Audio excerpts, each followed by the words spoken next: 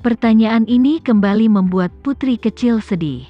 Kakaknya David telah memberitahunya sebelumnya, jika dia merindukannya, dia hanya perlu memegang rantainya dan berteriak dia muncul, dan dia akan muncul. Ketika dia tidak ada, dia memanggil rantai berkali-kali, tetapi dia tidak pernah muncul. Dia mengira rantai itu tidak terisi daya atau tidak memiliki sinyal. Itulah sebabnya kakaknya David tidak dapat menerima sinyal dan tidak muncul. Meski sedih karena kakaknya David tidak muncul, dia tidak ingin marah padanya. Dia menyimpan hadiahnya di lehernya sepanjang waktu. Putri kecil mengeluarkan kalung dari bawah kerahnya dengan tangan kecilnya yang gemuk dan berkata dengan lembut, "Aku selalu memakainya." Bagus. David mengangguk dan membantunya mengembalikan kalung itu ke lehernya. "Ini adalah hadiah ulang tahunku untukmu. Selama kamu memilikinya, aku akan selalu bersamamu. Saat kamu dewasa, cari aku dengan kalung itu." "Tapi sepertinya aku tidak bisa tumbuh dewasa." Putri kecil mengerutkan bibirnya dan hampir menangis. Dia pikir sudah cukup lama tapi dia masih belum dewasa. Dia makan tepat waktu setiap hari, seperti yang disarankan ibunya. Tapi dia masih anak-anak. Dia tidak mengerti mengapa dia masih anak-anak ketika semua orang di keluarga sudah dewasa. Apakah itu karena dia terlalu menggemaskan? Siapa yang bilang? David mengulurkan tangannya dan membuat gerakan mengukur tinggi badannya. "Aku pikir kamu telah tumbuh jauh lebih tinggi." "Apakah aku benar-benar tumbuh lebih tinggi?" Mendengarnya dari kakaknya David tiba-tiba membuat putri kecil percaya bahwa dia memang tumbuh lebih tinggi. Bagaimanapun, ada harapan. Dia tumbuh. Tentu saja, David dengan lembut mencubit wajahnya. "Kamu tidak hanya tumbuh lebih tinggi, tetapi kamu juga lebih cantik dan lebih menggemaskan." Mendengar ini, dia menjadi merah muda karena tersipu. Putri kecil melemparkan dirinya ke David dan mencium pipinya. Dia berkata dengan lembut, "Kak David, aku menyukaimu." Dia menyukai suaranya, penampilannya, perkataannya, dan segala sesuatu tentang dia. Suara lembut putri kecil masuk ke dalam telinga David. Hatinya meleleh. Anak ini telah menyelamatkan nyawanya. Dia tidak menginginkan apapun selain melindunginya. Dia benar-benar ingin tinggal dan melihatnya tumbuh dewasa. Dia ingin berada di sana untuk semua tonggak penting. Tapi dia tidak bisa. Dia datang ke kota Jakarta untuk urusan resmi. Tidak mudah meluangkan waktu untuk bertemu dengannya. "Kak David, apakah kamu menyukaiku?" Ketika dia menyadari bahwa kakaknya David diam, dia mengangkat kepalanya dan mengedipkan matanya yang besar dan cerah ke arahnya. "Tentu saja aku menyukaimu. Dia anak yang menyenangkan. Setiap orang yang bertemu dengannya pasti langsung menyukainya. Aku tahu itu."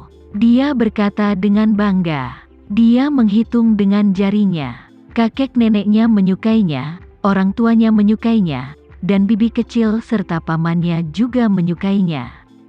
Karena semua orang menyukainya, kakaknya David pasti akan menyukainya juga.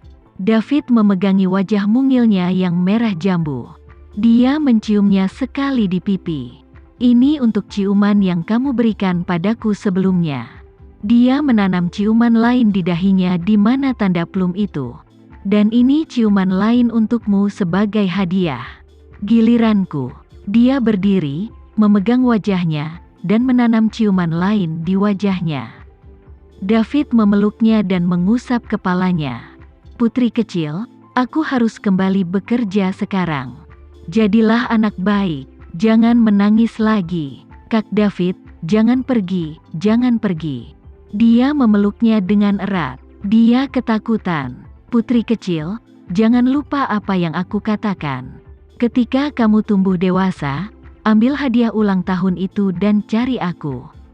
Dia memegang putri kecil di tangannya dan berkata dengan sabar, "Kau tidak berbohong padaku kan?" Dia mempercayainya, tetapi dia khawatir dia akan tiba-tiba menghilang. "Aku tidak akan pernah berbohong padamu." Dia menarik tangan kecilnya ke tangannya. Pinky bersumpah. Jari-jari mereka terjalin dan mereka mengatakan itu bersama-sama. Pinky bersumpah, ini tidak akan berubah selama 100 tahun. Itu adalah hal yang kekanak-kanakan untuk dilakukan. Namun, tidak peduli berapa tahun telah berlalu, tak satu pun dari mereka melupakannya, bahkan untuk putri kecil yang sudah dewasa, yang tidak dapat mengingat seperti apa rupa kakaknya David. Aku harus pergi sekarang, jangan menangis lagi, oke? David memasukkan putri kecil kembali ke tempat tidur. Cepat kembali tidur, Kak David. Meskipun dia telah berjanji untuk tidak menangis, dia masih merasa sedih ketika melihatnya segera pergi. Putri kecil, baiklah. David mengusap kepalanya dan pergi tanpa melihat ke belakang. Jika dia tinggal sedikit lebih lama, dia mungkin menyerah dan tetap tinggal dengan dia tidak peduli apa. Kak David, saat pintu ditutup, dia tidak peduli dengan nasihat kakaknya David. Dia turun dari tempat tidur dan akan mengejarnya. Tapi ketika dia sampai di ruang tamu, Kenzo menghentikannya. Adik, bibi kecil berkata bahwa ada orang jahat di luar dan kita tidak boleh keluar. Aku mencari Kak David, bukan orang jahat. Dia memelototi Kenzo dan balas berteriak dengan marah. Kakak itu mengatakan bahwa dia sibuk. Kenzo mendengar percakapan mereka di kamar, tapi dia tidak ingin menyela. Ya, kakaknya David sibuk dengan hal-hal penting. Dia akan menemukannya ketika dia dewasa. Memikirkan hal ini, tangannya meraih kalung yang tergantung di lehernya. Itulah satu-satunya hubungan antara dia dan kakaknya David. Dia ingin tumbuh dengan cepat. Ketika dia lebih besar, dia bisa membawa kalung itu untuk mencarinya, dan kemudian dia tidak akan membiarkannya pergi lagi. Di luar, David tidak mendengar tangisannya. Dia mengangkat kepalanya dan mengambil napas dalam-dalam lalu berjalan pergi. Dia mengerti bahwa putri kecil masih merindukannya karena dia hanya pergi sebentar. Dia akan tetap mengingatnya. Setelah beberapa tahun, bahkan mungkin 1 dekade, dia akan tumbuh dewasa. Kemudian, akan ada lebih banyak orang yang ingin melindunginya. Saat itu, dia mungkin tidak akan mengingatnya lagi, atau waktu singkat tapi indah yang mereka habiskan bersama. Anak mudah lupa. Ingatan mereka pendek. Dia tahu itu. Namun, memikirkan bahwa putri kecil akan segera melupakannya, dia merasakan sakit yang tajam di hatinya. Dia menggelengkan kepalanya dan tersenyum pahit. Dia berkata pada dirinya sendiri, "Baik putri kecil. Apakah kamu akan mengingatku atau tidak? Selalu sehat dan bahagialah." Dia menghela nafas, lalu mendapatkan kembali ketenangannya. Ketika dia muncul di depan semua orang sekali lagi, dia hanyalah pangeran ketiga yang mulia dari negara A. Dia bukan lagi kakak putri kecil David. Putri Bramasta, ini ayahmu di sini. Randy bukan orang baik.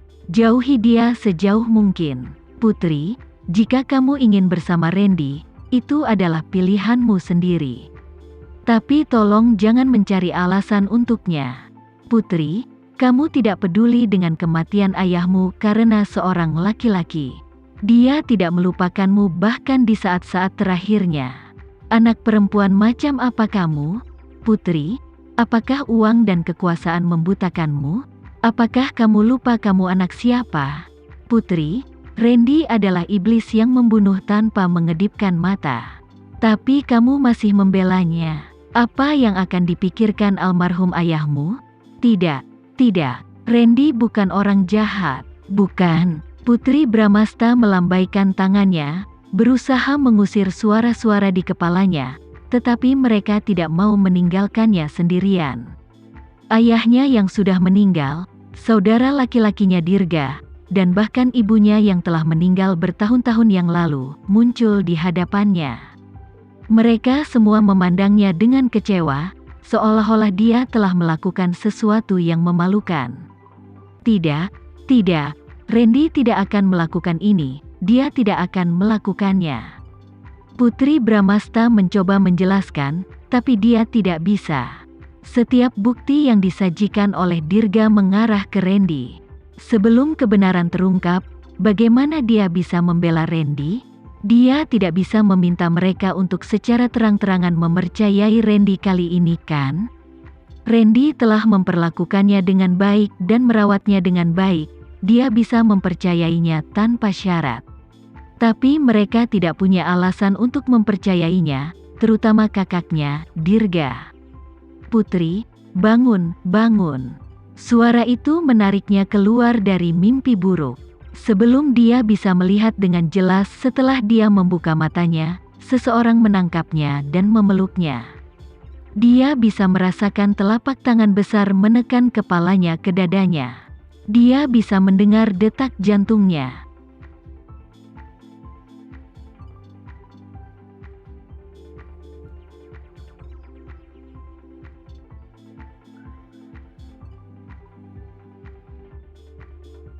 Sekian dulu ya video kali ini, kita lanjutkan lagi videonya di lain waktu. Oh iya, bagaimana menurut kalian? Semoga bisa sedikit menghibur kalian semua. Untuk teman-teman yang baru nonton, jangan lupa subscribe ya, hehehe. Dan kalau teman-teman ada yang ingin gabung langganan, bisa langsung gabung saja untuk dapat fitur yang menarik dan sedikit membantu Mimin. Terima kasih banyak sudah menonton, sampai jumpa lagi, bye bye bye.